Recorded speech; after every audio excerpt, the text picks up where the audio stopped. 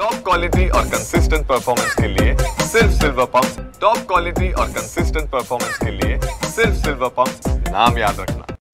मराठीच्या मुद्द्यावर विदर्भातही महाराष्ट्र नवनिर्माण सेना आक्रमक आहे।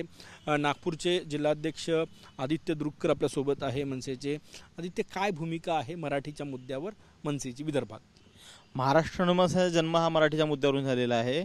मराठी ही आमची प्राथमिक मुद्दा असल्यामुळे व्यापाऱ्यांनी आणि शासकीय कार्यालयातसुद्धा मराठी बोलण्यात यावी व मराठीतच स्वाक्षरी व्हावी हा आमचा आग्रही मुद्दा आहे।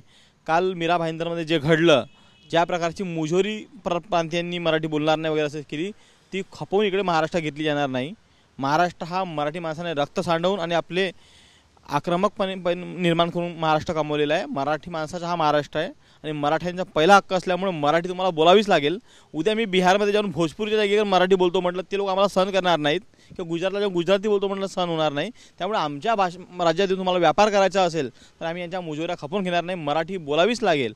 आणि कायमची विदर्भात मुंबईत केलं, विदर्भातली काय भूमिका आहे? विदर्भात सुद्धा हीच भूमिका आहे। विदर्भ हा महाराष्ट्रापेक्षा वेगळा नाही, आम्ही मराठी आहोत। विदर्भात सुद्धा याची तुम्हाला परिणाम दिसतील। अगर कुठल्याही व्यापाऱ्याने किंवा कुठल्याही शासकीय अधिकाऱ्याने मराठी बोलणार नाही असं प्रतिपादन अगर केलं आणि मुजोरी खपवून घेण्याचा प्रयत्न केला तर त्याच्या कानाखाली जाळ नक्की काढण्यात येईल, हे तुम्हाला सांगतो। मुंबईत ते झालं ते तुम्ही इथेही करणार, म्हणजे हे योग्य आहे का? कायदा हातात घेणं योग्य आहे का?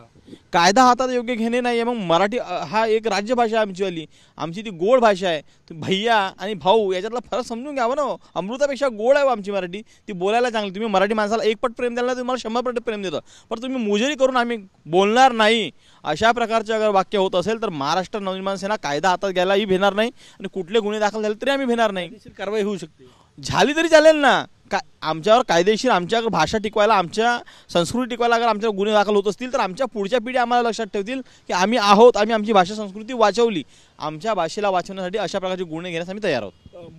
नागपूर आणि विदर्भ, नागपूरचा जो भाग आहे पूर्वी मध्य प्रदेशात होता। आपल्या इथे बहुतांश लोक, बरेच लोक हिंदी बोलतात, व्यापारी हिंदी बोलतात, त्याच्यावर काय आपत्ती आहे तुम्हाला? नाही, आमची त्यावर आपत्ती काही नाही आहे। मुळात कसं आहे, महाराष्ट्राची निर्मिती झाल्यानंतर महाराष्ट्रात नागपूर हा सिपेंट बेरार एका काळी मध्य प्रदेशाचा भाग होता। आज आपण महाराष्ट्रात राहतो, आपल्याला थोडासा हिंदीचा टच येतोच। आपल्या व्यापाऱ्यांमध्ये तो हिंदी, आपण सुद्धा मराठी बोलताना तो हिंदीचा टच आपल्या भाषेत येतो, परंतु मी बोलणार नाही। ज्या प्रकारची मुजोरी जी हे परप्रांतीयांची आहे, बोलणार नाही। तुम्ही बोलायला शिका ना, मला आज येत नसेल मी उद्या बोलेल, थोडं बोलेल। तुम्ही शिका ना आमची मराठी। तुम्ही आमच्याकडे येऊन व्यापार करता, तुम्हाला आमच्याकडली मलाई हवी आणि आमची भाषा नवी, तुम्ही आमच्या भाषेचा तिरस्कार करत असाल तर हे खपवून घेणार नाही। हा तिरस्कार तुम्ही तिकडे जाऊन करू शकता का? आम्ही हिंदी बोलणार नाही दक्षिण भारतात, तिथे तुम्हाला खपवूनच घेतलं जात नाही। तिकडली लोक रस्त्यावर येतात। आम्ही प्रेमळ आहोत, आम्ही तुम्हाला इतकी वर्ष समावून घेतली तरी तुम्ही इतकी वर्ष राहून अगर आमची भाषा शिकत नसाल तर मग हा कुठल्या प्रकारचा मुजोरपणा? मुंबईत विजयी मेळावा आहे, त्याच्यानंतर विदर्भातली काय भूमिका असेल? नागपुरात मनसेची काय भूमिका? महाराष्ट्र नवनिर्माण सेनेचे सन्माननीय रावसाहेब ठाकरे यांनी ज्याप्रमाणे सांगितलं की हा मराठी माणसाचा मेळावा आहे, सर्व मराठी माणूस, आणि आम्ही उद्या विजयी मेळाव्याला आहोत। आजच्या मेळाव्यात तुम्ही सहभागी होता? आज आम्ही मेळाव्यात सहभागी होतोय। सन्माननीय उद्धव साहेब, राजसाहेब एकत्र ऐतिहासिक क्षण तो आम्हाला पाहायला भेटतोय। त्या ऐतिहासिक क्षणासाठी आम्ही मेळाव्याला आलोय। त्याच्यानंतर मराठीच्या बाबत जशी मुंबईत भूमिका आहे तशीच नागपुरात असेल व्यापाऱ्यांच्या बाबत, की फक्त आजच्या दिवस हे आहे मुद्दा आहे? नाही, 100% महाराष्ट्र नवनिर्माण सेना हा मराठीच्या प्रश्नावर नेहमी आक्रमक राहिलेली आहे। तो विदर्भ असो की मुंबई असो, विदर्भात सुद्धा महाराष्ट्र नवनिर्माण सेना नागपूर जिल्हाध्यक्ष म्हणून मी आक्रमक भूमिका घेईल आणि मराठी या भाषेला प्राधान्य दिल्याच जाईल। मराठी ही आमची मायबोली आहे, तिच्यासाठी आम्ही काही करू शकतो। कानाखाली जाळी काढू शकतो व्यापाऱ्यांच्या अगर मुजोरी असेल तर। कॅमेरामॅन सचिन साहेबांसह गजानन उमाटे, TV9 मराठी, नागपूर।